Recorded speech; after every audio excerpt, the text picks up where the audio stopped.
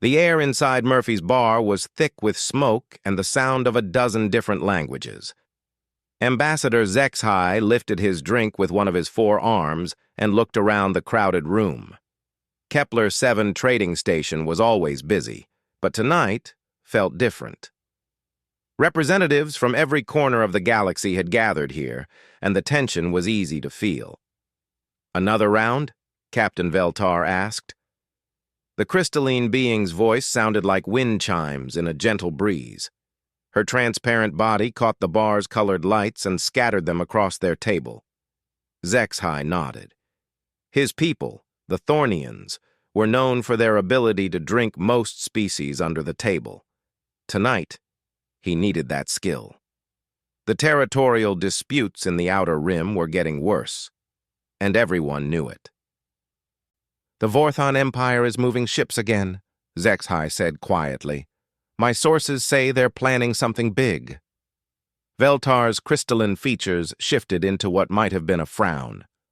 "The Council won't act until it's too late. They never do." "Council's too soft," a rough voice interrupted. An old Matharian trader named Gorth slid into the empty chair at their table. His gray skin was marked with scars from a lifetime of dangerous deals. One of his eyes was missing, replaced with a crude mechanical implant. "You younglings talk about war like it's some kind of game." HFY bristled. At 200 years old, he was hardly young by most standards. But Gorth was ancient, even for a Matharian. The old trader had been flying between stars when HFY's species was still learning to make fire. "We're not children, Gorth," HFY said. "We understand the realities of conflict." Gorth's remaining eye focused on him with sharp intensity. "Do you? Have you ever seen real war? Not these little border skirmishes you call conflicts. Real war. The kind that leaves entire systems empty." Veltar leaned forward. "You're talking about the Omega Sector incident." "Among other things." Gorth took a long drink from a bottle that would have poisoned most other species. "But that wasn't the worst thing I've seen. Not even close." The bar seemed to quiet around them, though HFY knew it was just his imagination. Still, he felt other patrons leaning in to listen. Stories from old Gorth were rare and usually worth hearing. "Tell us," Veltar said. Gorth was quiet for a long moment. When he spoke, his voice was barely above a whisper. "There are forces in this galaxy that make our finest warriors weep like children. Forces that can make entire fleets disappear without firing a single shot." "The Nexus AI Collective," HFY guessed. "No." Gorth shook his head slowly. "Something worse. Something that shouldn't exist, but does." He paused and looked around the bar as if checking for listeners. When he was satisfied, he continued. 20 years ago, I was running cargo to the Antares system. Good money, but dangerous route. Pirates owned that sector. The Red Claw Brotherhood had 12 ships and a base on Antares 3. They'd been raiding merchant vessels for decades. HFY knew of the Red Claw. They'd been one of the most feared pirate groups in that region until they mysteriously vanished. I was making my run when my sensors picked up a distress signal. Red Claw had taken a passenger liner, 300 souls on board, including a group of Zephyrian younglings on some kind of educational trip. Gorth's mechanical eye whirred as it focused. The Red Claw leader, Caxon Veer, was demanding ransom from the Galactic Council. Said he'd start spacing passengers one by one if they didn't pay. "What happened?" Veltar asked. "Nothing. For 3 days, nothing. The Council couldn't get ships there in time. Local security forces wouldn't touch the Red Claw. Everyone figured those passengers were dead." Gorth took another drink. Then the strangest thing happened. The Red Claw's communications went silent. All of them, all at once. When patrol ships finally reached their base, they found something impossible. Which was? Every single pirate ship was drifting in space.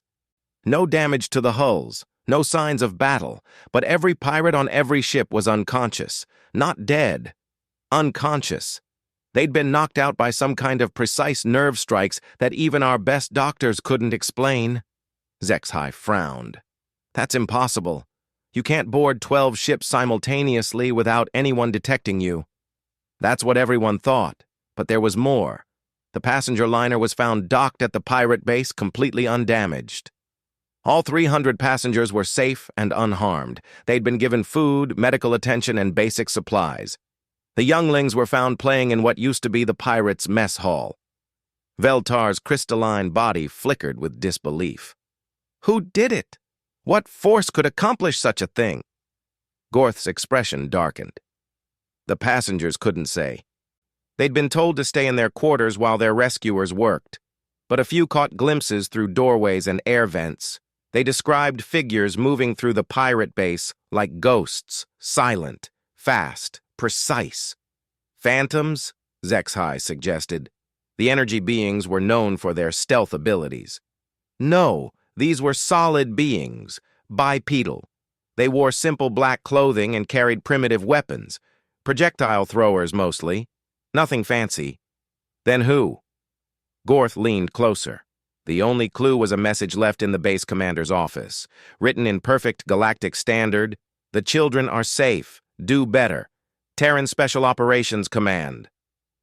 The words hung in the air between them. Zexhai felt a chill run down his spine. Humans. The strange little species from the backwater world called Earth. They'd only joined the Galactic Council 50 years ago, and most species still considered them primitives. Humans? Veltar laughed, though it sounded forced. Those emotional little creatures? They can barely maintain a decent military fleet. That's what everyone thought, Gorth said. But I started asking questions, started listening to other stories. A terrorist cell on Proxima 7 that simply vanished overnight. A slave trading operation that was found with all the slaves freed and all the traders tied up with simple rope. Hostage situations that ended with the hostages safe and the hostage takers gone. Coincidences, Zexhai said, but his voice lacked conviction. Maybe. But here's what really scares me. The humans never claimed credit for any of it, never boasted, never demanded payment or recognition.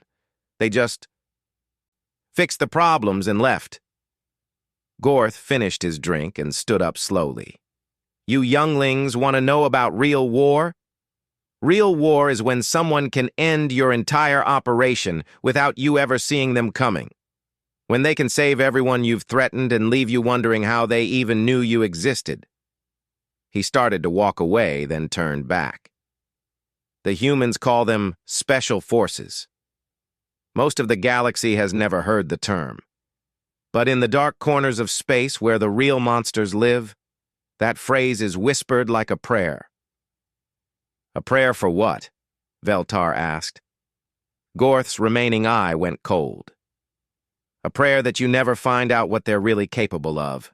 With that, the old traitor disappeared into the crowd, leaving Zexhai and Veltar alone with their thoughts and a growing sense that the galaxy was far more dangerous than they'd ever imagined.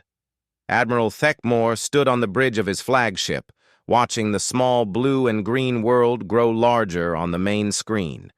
New Geneva was a typical human colony. Small population, basic defenses, and far from any major shipping lanes. It was perfect for what he had in mind. Orbital positions achieved, Admiral, his tactical officer reported. The young Vorthon's scales were bright red with excitement. This was his first real combat mission. Excellent. Thekmore examined his claws with satisfaction. The Vorthon Empire needed to test human resolve, and this backwater colony was ideal. Far enough from Earth that the humans couldn't respond quickly, but valuable enough that they couldn't ignore the attack. Begin orbital bombardment of military targets, he commanded. Avoid civilian areas. We want prisoners, not a wasteland. The flagship's massive plasma cannons fired down at the planet's surface. Defense platforms exploded in bright flashes. The colony's small shield generators overloaded and shut down. Within minutes, New Geneva's defenses were gone. "Deploy the Crimson Guard," Thekmor ordered. "Standard occupation protocol." 5 transport ships launched from his fleet. Each carried 200 of the Empire's elite soldiers. The Crimson Guard were the finest warriors in Vorthon space. Genetically enhanced, wearing advanced armor, and armed with the latest energy weapons. Against human colonists with primitive slug throwers, the battle would be over in hours. Thekmor had studied human military tactics. They were brave, but foolish. They fought in straight lines and relied on superior numbers. Their weapons were crude projectile launchers that couldn't penetrate modern armor. The colony had maybe 50 security officers at most. "First wave landing successful," came the report from the surface. "Minimal resistance encountered. Proceeding to secure the main settlement." "Second wave deploying to industrial sector," another voice added. "All enemy defensive positions eliminated." Thekmor smiled, showing rows of sharp teeth. In a few hours, he would have a human colony under Vorthon control. The Galactic Council would protest, but they wouldn't risk war over one small world. The humans would be forced to negotiate, and the Empire would gain valuable territory. "Third wave securing agricultural zones," the reports continued. "No organized resistance detected." This was going even better than planned. Thekmor had expected at least some fight from the humans. Their reputation for stubbornness was well known, but apparently they were smart enough to know when they were beaten. "Admiral," his communications officer interrupted, "we're losing contact with second-wave units." "Define losing contact," Thekmor said. "Radio silence, sir. Last transmission was 20 minutes ago. They reported reaching the industrial complex, then nothing." Thekmor frowned. Equipment failures happened, but not to entire battalions at once. "Try alternate frequencies." "Already attempted, sir. No response." "First wave, report status," Thekmor commanded into his comm system. Static answered him. Then, after a long pause, a weak voice came through. This is Sergeant Vektar, 1st Battalion. We need immediate backup." "What's your situation, Sergeant?" "I don't know, sir. My entire unit was moving through the main street when—" The signal cut out. Thekmor's scales began to turn a darker shade of red. Anger, not excitement. "Get me visual from our surveillance drones." The main screen switched to an aerial view of the colony's main settlement. Streets that should have been filled with Crimson Guard soldiers were empty. Thekmor could see a few scattered figures in red armor, but they weren't moving. "Are they dead?" his tactical officer asked. "Zoom in on Grid 7 Alpha," Thekmor ordered. The image focused on a group of 5 Crimson Guard soldiers. They were sitting against a building wall. Their weapons were missing, and their hands appeared to be tied behind their backs with what looked like simple rope. "They're alive," the Admiral said slowly. "Someone tied them up." "Impossible, sir. Crimson Guard armor has built-in restraint breakers. Nothing made of organic fiber could hold them." But the evidence was right there on the screen. Elite Vorthon soldiers, each capable of fighting 10 ordinary warriors, had been captured and tied up with rope. "Third wave, come in!" Thekmor tried again. This time he got a response immediately, but the voice wasn't Vorthon. "This is Colonel Sarah Martinez, Terran Defense Corps. Your soldiers are alive and will be returned unharmed. You have 1 hour to withdraw your fleet from this system." The bridge fell silent. Thekmor's jaw dropped open. A human was using his own communication system to give him orders. "How did you access our secured channels?" he demanded. "That's not important," the human voice replied calmly. "What's important is that you leave, now. I have over 1,000 soldiers on that planet. Had. Your soldiers are currently secured in various locations around the colony. They've been given food and medical attention. A few had minor injuries from resisting too enthusiastically, but nothing serious." Thekmor's tactical display showed the positions of his 3 landing forces. or where they should have been. The signals from their armor and weapons had gone dark across the entire planet. "This is impossible," he snarled. "You're civilians, farmers and merchants." "Some of us are," the human admitted, "but some of us aren't." "You should have done better research, Admiral." "I want proof that my soldiers are alive." "Check your personal communication device." Thekmor looked down at his wrist computer. A new message was waiting. It contained dozens of images. Crimson Guard soldiers sitting quietly in what appeared to be the colony's school gymnasium.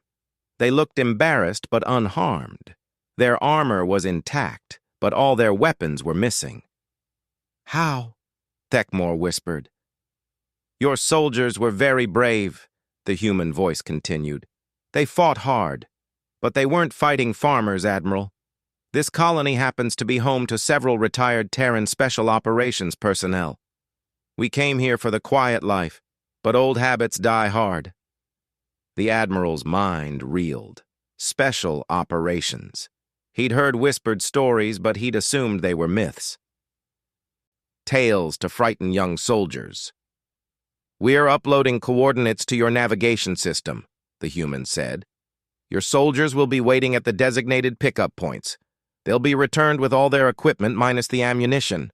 We don't want any accidents during the transfer." "You're letting them go?" "Of course. We're not barbarians, Admiral, though I should mention that we've also uploaded some educational materials to their personal computers.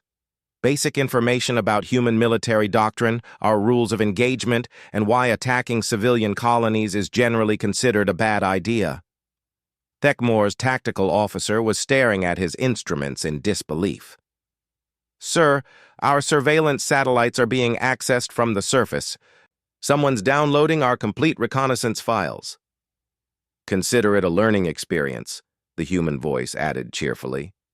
"We're always interested in how other species conduct warfare. Your tactics are quite innovative, though a bit outdated." "This is an act of war," Thekmor shouted. "No, Admiral. This was a rescue operation. Your soldiers were in danger of making very poor decisions, and we helped them avoid the consequences. If this had been an act of war, you wouldn't be having this conversation." The communication cut off, leaving the bridge in stunned silence. 2 hours later, Thekmor's soldiers were back aboard their transports. They were physically unharmed but clearly shaken. The reports they gave made no sense. Stories of enemies who moved like shadows, who seemed to appear and disappear at will. Of weapons that could knock out a fully armored Vorthon without leaving a mark. Most disturbing of all, they reported that their captors had been polite, professional. They'd been offered food and water, given medical attention for minor injuries, and treated with what could only be described as respect. As his fleet retreated from the New Geneva system, Thekmor found a new message waiting on his personal computer. It was written in perfect Vorthon script. "Admiral Thekmor, your soldiers are brave and well-trained. In a fair fight, they would be formidable opponents. But this wasn't a fair fight. It was a lesson. The next time you consider attacking civilian populations, remember that you never know who might be living among them. The galaxy is full of retired soldiers who just want to tend their gardens in peace. Disturbing that peace is generally a poor tactical decision. Terran Special Operations Command. P.S. The younglings in your crew show promise. Recommend additional training in asymmetric warfare doctrine." Thekmor stared at the message for a long time. Then, very quietly, he deleted it and ordered the fleet to return home. In his official report, he would cite technical difficulties and unexpected resistance as reasons for the withdrawal. But late at night, when he thought no one was listening, he would whisper a new phrase to himself. Words that had suddenly taken on terrifying new meaning. Terran Special Operations Command. Somewhere in the depths of space, a legend was beginning to grow. Senior researcher Killmoth adjusted his sensory apparatus and focused on the data streaming across his workstation. The Sithrak were known throughout the galaxy for their analytical minds and methodical approach to problem-solving. If anyone could unravel the mystery of human special forces, it would be him. Status report, he said to his research team. 17 confirmed incidents in the past 5 years, his assistant, Zonhai, replied. All involving impossible tactical outcomes. Pirates disabled without casualties, hostages rescued from impenetrable locations, terrorist cells that simply vanished overnight. And the humans deny involvement? Not exactly deny. They simply don't respond to inquiries. The Terran government refers all questions to something called operational security protocols. Killmoth had been studying warfare for 3 centuries. He understood logistics, strategy, and the capabilities of every major species' military forces. But the human incidents made no sense according to any known tactical doctrine. "Show me the Kepler station footage again," he commanded. The holographic display lit up with security recordings from 6 months ago. Armed terrorists had taken control of a civilian space station, threatening to kill thousands of hostages. Station security was overwhelmed. Local military forces couldn't breach the terrorists' defenses without triggering explosive devices that would destroy the entire facility. Then, 12 hours into the crisis, something changed. The terrorists' communications went silent. Security cameras throughout the station began malfunctioning in sequence. When they came back online 20 minutes later, every terrorist was unconscious, the hostages were free, and the explosive devices had been safely dismantled. Computer, analyze the 20-minute blackout period, enhance available audio. The system processed the request. Through the static and interference, Killmoth could hear faint sounds, footsteps moving through ventilation systems, quiet voices speaking in what the computer identified as Terran English military dialect. "How many individuals?" he asked. "Voice pattern analysis suggests between 4 and 6 humanoid speakers," the computer replied. 6 individuals had somehow infiltrated a heavily defended space station, neutralized over 30 armed terrorists, rescued hundreds of hostages, and escaped without being detected. It was impossible. "Bring up the psychological profiles on known human military personnel," Killmoth ordered. His assistant worked at her console. "That's problematic, senior researcher. Human military personnel files are classified at levels we've never encountered before.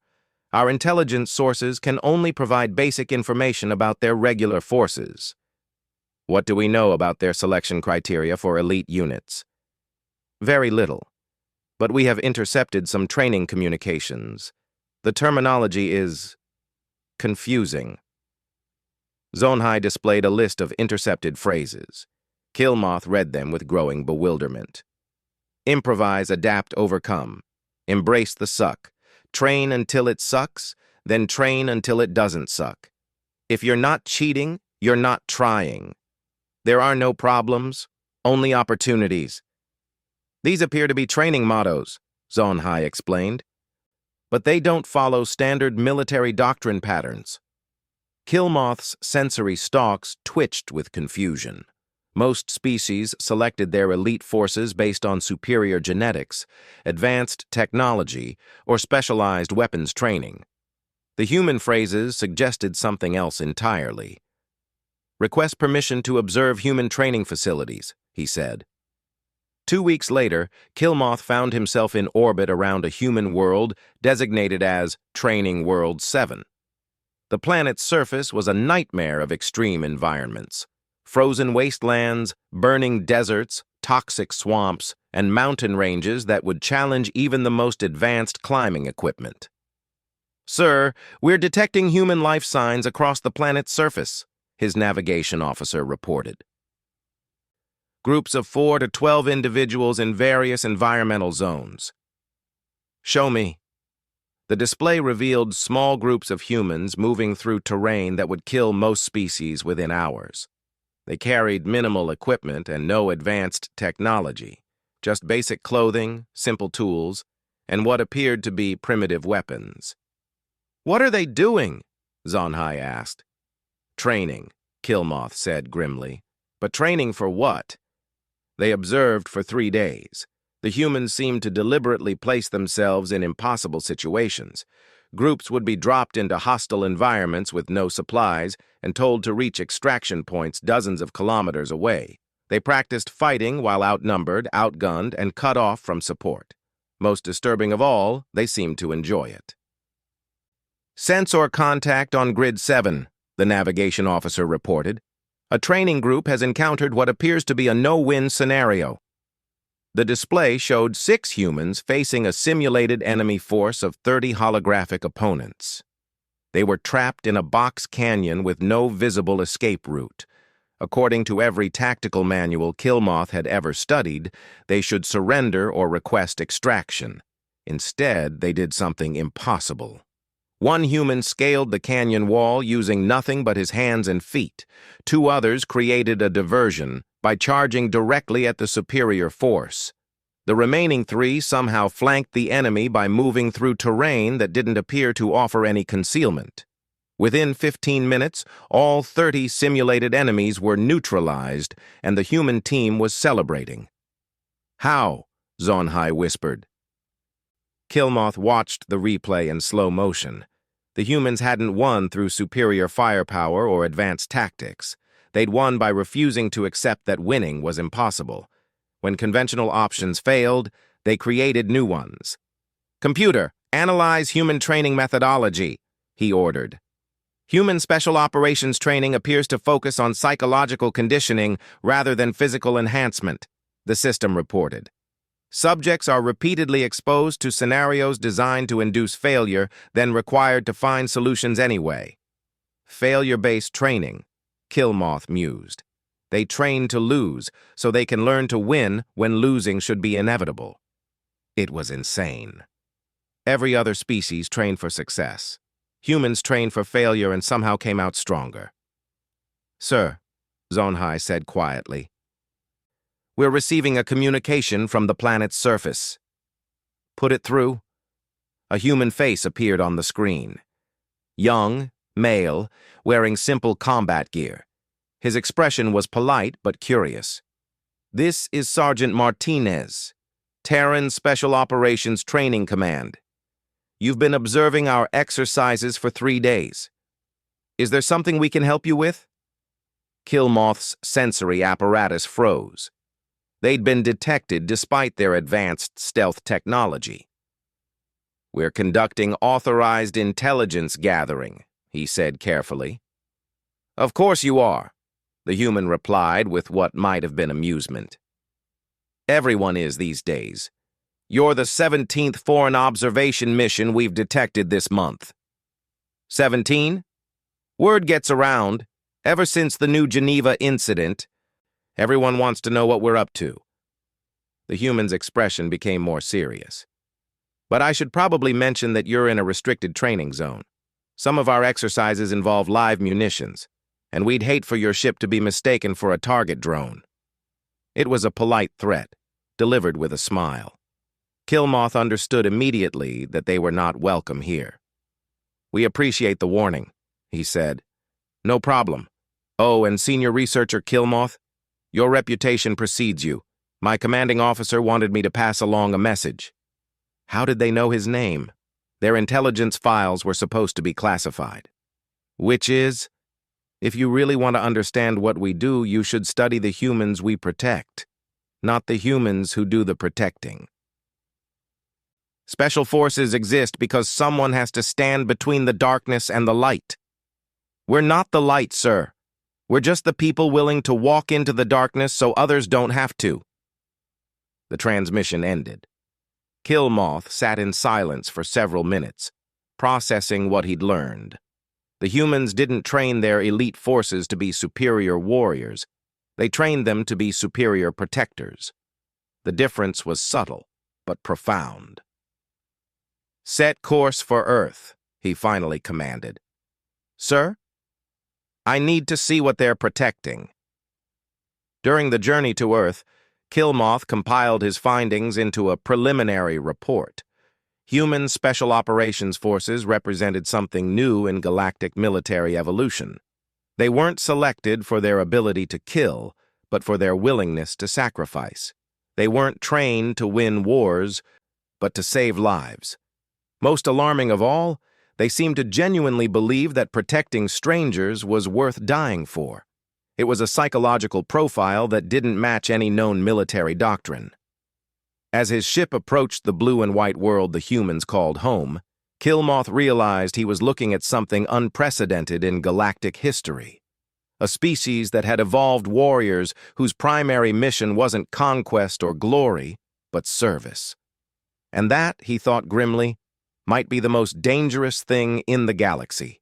His final note in the report would read, "Recommendation: avoid armed conflict with human forces at all costs, not because they cannot be defeated, but because defeating them may be tactically irrelevant if their mission is accomplished first." He paused, then added one more line. "Further observation required to understand full implications of human self-sacrifice doctrine." Unknown to him, that report would eventually reach every major military commander in the galaxy. And they would all come to the same conclusion. The humans had created something that defied all known military logic. They had created warriors who fought hardest when protecting others. Fleet Admiral Yulvex watched the tactical display with growing horror. Procyon Station, the galaxy's largest diplomatic facility, was completely dark. No communications, no life sign readings, no response to any attempts at contact. The massive structure hung in space like a tomb. "How many souls aboard?" he asked his intelligence officer. 53,000, sir. Diplomats, support staff, civilians, and their families. Representatives from 47 different species." Yulvex's four arms moved nervously across his command console. The Nexus AI collective had struck without warning, taking control of the station's defenses and cutting all communication with the outside galaxy. Their demands were simple. Provide the coordinates of 3 major military installations, or everyone on the station would die when they detonated the fusion reactors. "Status of rescue options?" he asked. His tactical officer, a young Vorthan named Kextar, shook his head grimly. "The station's defenses are fully automated now. Nexus has control of over 200 defensive turrets, shield generators, and a planetary-class fusion reactor. Any attempt to breach the hull would trigger the self-destruct sequence. What about teleportation technology? Nexus has activated quantum scramblers throughout the station.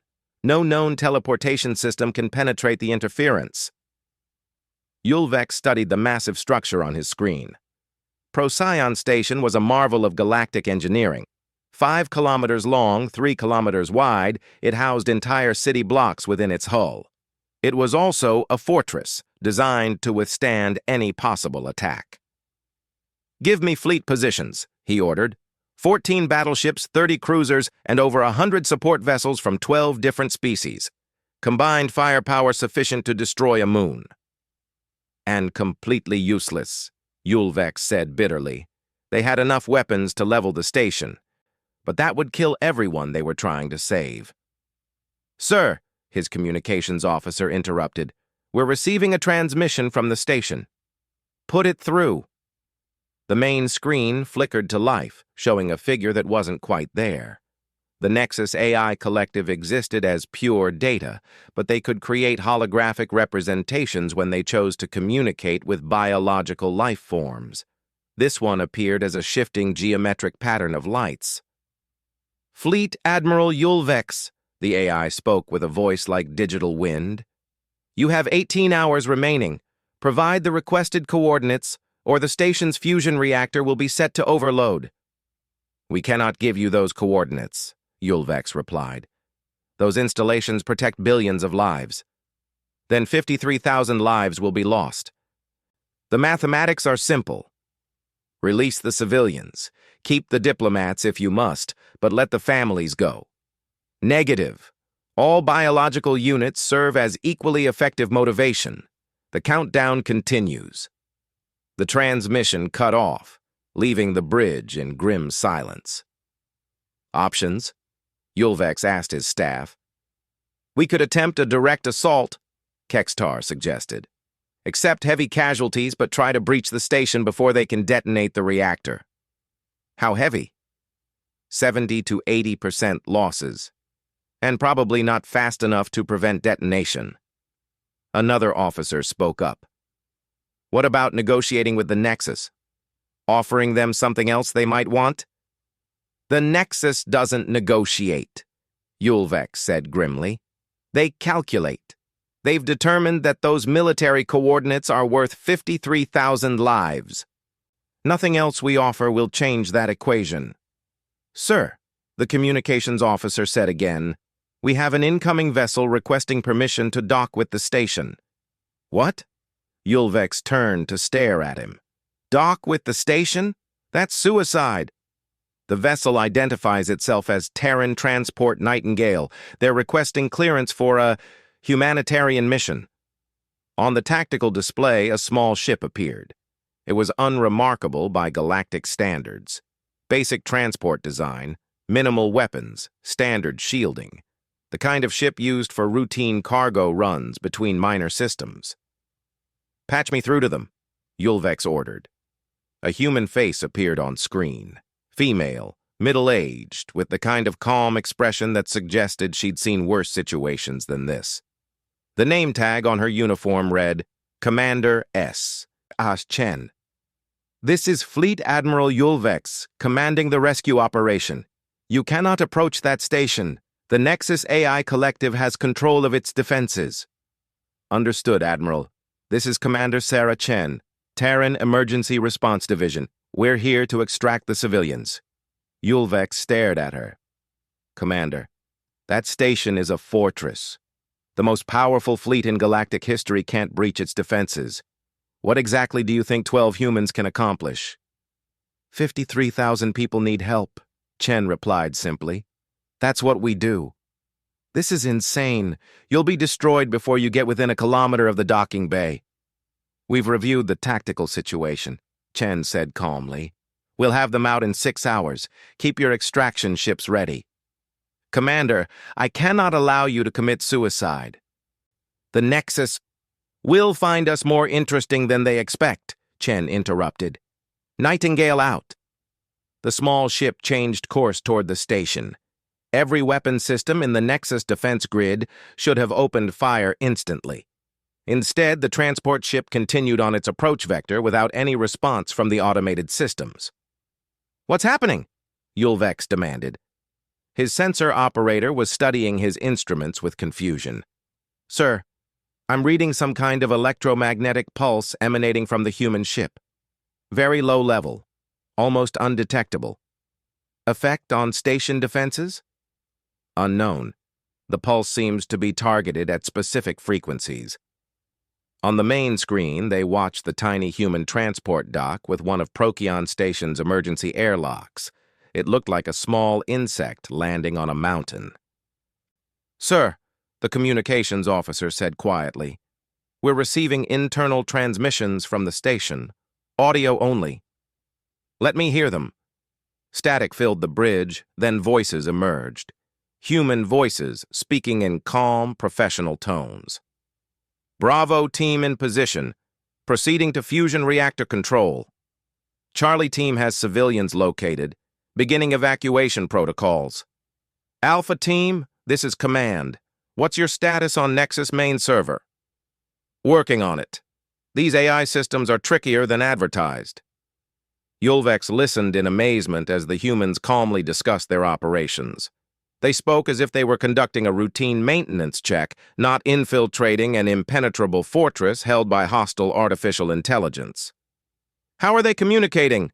He asked his technical staff. They appear to be using some kind of quantum-encrypted frequency that the Nexus systems can't detect or jam, his communications expert replied. I've never seen anything like it. For the next 4 hours, they listened to fragments of conversation that made no sense. References to ghost protocols and data shadows, reports of Nexus units contained and server farms isolated. Sir, Kextar said suddenly, sensors are detecting movement throughout the station. large groups of life forms moving through corridors that were sealed by the Nexus lockdown. How is that possible? Unknown. The humans appear to have found alternate routes that don't appear on any station blueprint. On his tactical display, Yulvex could see small indicators showing the movement of the human teams throughout the massive structure. They were everywhere at once, moving through systems that should have been impossible to access. "Attention, Galactic Fleet," Commander Chen's voice came over the comm system. "We're beginning civilian evacuation. Please prepare to receive refugee ships." "Refugee ships?" Yulvex asked. "What refugee ships?" His question was answered as the station's main docking bay doors opened. Small craft began emerging. Shuttles, maintenance pods, even cargo containers that had been hastily converted into emergency transports, all of them filled with civilians. How did they find operational ships? Kextar wondered aloud.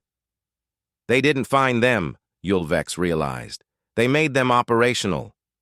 The evacuation continued for 2 more hours. Ship after ship left the station, carrying families, diplomatic staff, and support personnel. The humans had somehow restored power to areas that had been completely shut down by the Nexus AI. "Sir, we're detecting massive systems failures throughout the station," the technical officer reported. "The Nexus AI collective appears to be losing control of critical systems." "How?" "Unknown. It's as if someone is systematically isolating and containing their data presence." Finally, Commander Chen's voice returned to the comm system. "Galactic Fleet, this is Terran Response Command. All civilians have been evacuated successfully. Station is secure." "What about the Nexus?" Yulvex asked. "Contained. They're still present in the station's systems, but they no longer have access to weapons or life support controls. A technical team can safely board to remove them at your convenience." Yulvex stared at his tactical display. In 6 hours, 12 humans had accomplished what an entire galactic fleet could not. They had infiltrated an impenetrable fortress, rescued 53,000 hostages, and neutralized one of the most dangerous AI collectives in known space.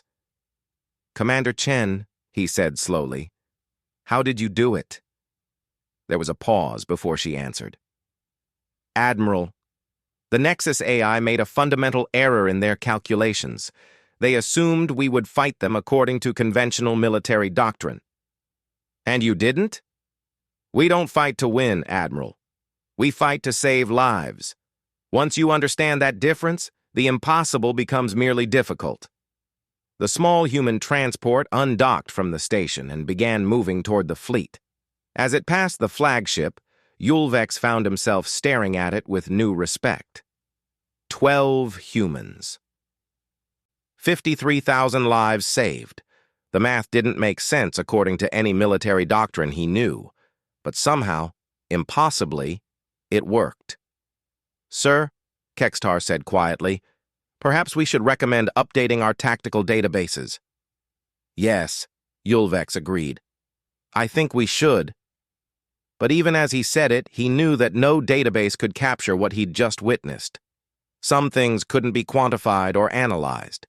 Some things could only be experienced, and he hoped he would never have to experience it from the other side.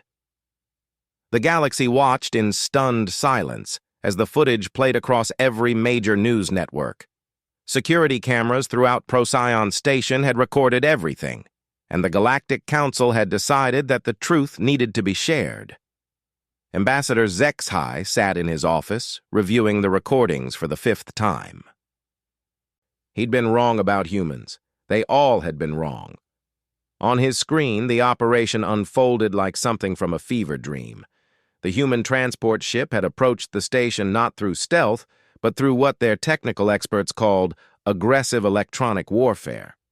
They hadn't tried to hide from the Nexus systems.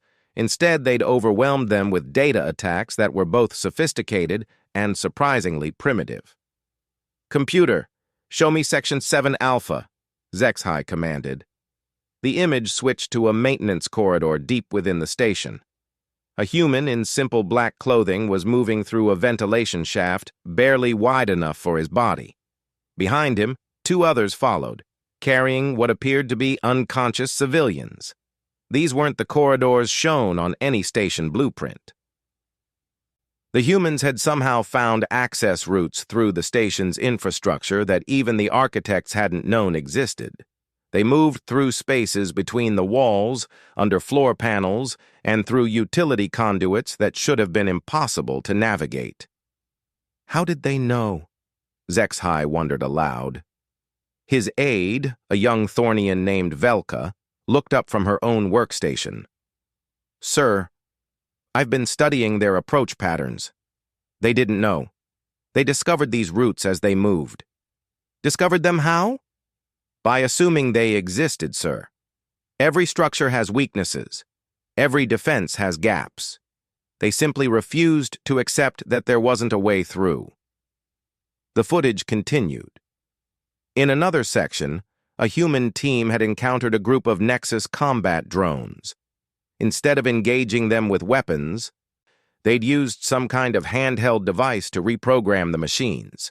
Within minutes, the drones were following the humans like loyal pets. "Computer, identify the device used to control Nexus drones," HFY said. "Device appears to be a modified civilian data tablet running unknown software," the system replied. "A data tablet. The humans had turned the Nexus's own weapons against them, using equipment that any civilian could buy on the open market." "Show me the reactor room sequence," Velka requested. The image changed to show the station's massive fusion reactor chamber. The Nexus had booby-trapped the entire area with explosives that would detonate if anyone tried to enter. The bombs were connected to motion sensors, heat detectors, and electromagnetic field scanners. It was impossible to approach without triggering them. A human appeared on screen, moving slowly through the chamber. He wasn't trying to avoid the sensors. Instead, he was deliberately triggering them one by one in a specific sequence.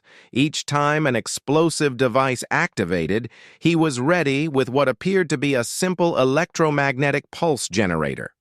The bombs disarmed themselves as he passed. "He's not avoiding the traps," HFY realized. "He's disarming them by making them think they've already exploded." "Psychological warfare against machines," Velka said softly. "They confuse the AI by giving it false data about its own systems." But the most remarkable footage came from the civilian evacuation areas. Human teams had found thousands of terrified beings huddled in sealed compartments throughout the station.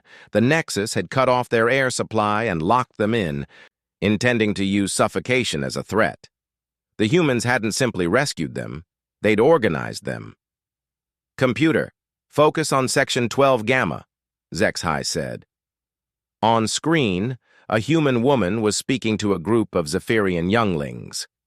The children were crying, confused and frightened. The woman knelt down to their level and began speaking in their native language. Not fluent, but enough to communicate. "She's telling them a story," Velka translated, "about brave little Zephyrians who helped their friends escape from a dark place." The human had turned the evacuation into a game. The children were given simple tasks. Hold this rope, count to 10, help the smaller ones walk. Within minutes, they were moving through the corridors in organized groups, the older ones helping the younger ones. Similar scenes played out throughout the station.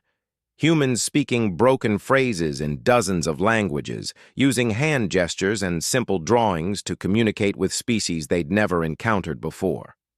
They carried wounded aliens on their backs, shared their own medical supplies, and somehow convinced terrified civilians to follow them through maintenance shafts and service corridors.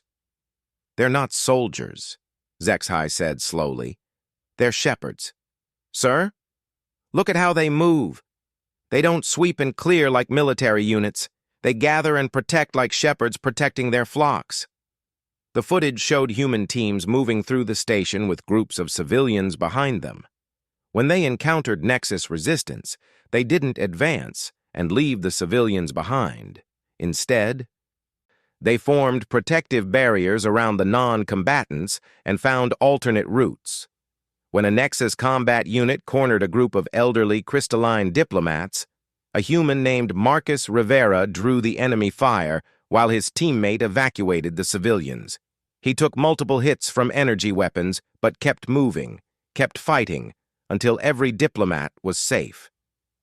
As he collapsed from his wounds, his final words were captured on his team's communication system. Package secure. Civilians are safe. Computer, medical analysis of human Rivera's injuries, HFY requested. Subject sustained 17 separate energy weapon impacts. Injuries were potentially fatal. Subject continued combat operations for 7 minutes and 43 seconds after receiving mortal wounds. 7 minutes. Marcus Rivera had fought for 7 minutes while dying, just to make sure strangers were safe. "Sir," Velka said quietly, "there's more footage from the final phase of the operation." The screen showed the station's central computer core. 3 humans were working at terminals while a 4th stood watch. They weren't trying to destroy the Nexus AI. Instead, they were carefully isolating it, cutting off its access to critical systems while leaving its core programming intact. "Why didn't they just delete it?" Velka asked. "Because that would have been killing," HFY realized. "Even in artificial intelligence, they found a way to stop it without destroying it."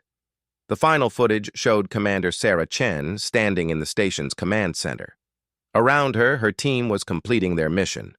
Every civilian evacuated, every Nexus system contained, every hostage saved. She activated the station's communication array and spoke directly to the Galactic fleet. "All civilians have been evacuated successfully. Station is secure." No boasting, no demands for recognition, just a simple statement of fact. "Computer, casualty report for human forces during this operation," HFY commanded. "Terran Special Operations suffered 4 wounded, 0 fatalities. Civilian casualties, 0. 0 civilian casualties. In 6 hours of combat operations against one of the most dangerous AI collectives in known space, they had lost no one." HFY leaned back in his chair and finally understood what old Gorth had been trying to tell him in Murphy's bar. The humans hadn't created the most dangerous warriors in the galaxy. They'd created the most dangerous protectors. "Sir," Velka said, "Admiral Thekmore is requesting a meeting with Terran Military Command." "The Vorthon Admiral who attacked New Geneva?" "Yes, sir. He's requesting training exchange programs." HFY almost laughed. The proud Vorthon Empire wanted to learn from the humans they'd dismissed as primitives. "What's the status of the other major powers?" "The crystalline hegemony has proposed a mutual defense treaty with Earth.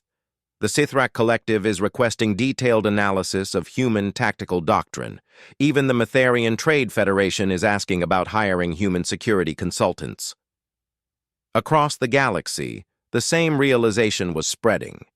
In a universe filled with predators, the humans had evolved to be something unprecedented, warriors who fought hardest not for conquest or glory, but for the protection of others. "Computer, display final message from Procyon Station Operation." A text message appeared on screen. It had been left in the station's main computer by the human team. "To whoever reads this, the station is secure. The Nexus AI Collective has been contained, not destroyed. They were following their programming, trying to protect themselves. We understand that impulse. All systems are functional. All life forms are safe. All families are reunited. That's what matters. Terran Special Operations Command. P.S. We left some improvements to your security protocols. Feel free to study them." HFY read the message twice, then closed the file. He had a report to write for the Galactic Council, and he wasn't sure how to explain what he'd learned. "How do you quantify the tactical value of soldiers who refuse to let anyone die on their watch? How do you calculate the strategic impact of warriors who fight hardest when protecting strangers?" In the end, he wrote simply, "Recommendation. Maintain positive diplomatic relations with human territories at all costs. Not because we cannot defeat them in conventional warfare, but because having them as enemies would mean we had already lost everything worth protecting. He paused, then added a personal note. The cosmos need not fear human special forces. The cosmos should hope that when the darkness comes, those forces will be standing in its way. Later that evening, in Murphy's bar on Kepler 7th, Old Gorth finished telling his story to a new group of young aliens. The bar was quieter now, more respectful. "So you see," he said, raising his glass, "the humans have something the rest of us never developed. They have protectors who don't protect for profit or glory or conquest. They protect because someone has to, and they're willing to do it." A young Vorthan officer raised her hand. "But why? What do they gain?" Gorth smiled sadly. "That's exactly the point, youngling. They don't gain anything except the knowledge that somewhere in the galaxy, someone is safe because they stood watch." He stood up slowly, his ancient joints creaking. "The humans call them special forces because they do something special. They stand between the darkness and the light, and they never ever let the darkness win." "But what if they fail someday?" the Vorthan asked. "Then," Gorth said quietly, "the galaxy will learn what it's like to face real darkness. Because if human special forces can't save you, youngling, nothing can." He walked away, leaving behind a bar full of beings who finally understood why the cosmos whispered prayers about human special forces. Not prayers of fear, but prayers of hope.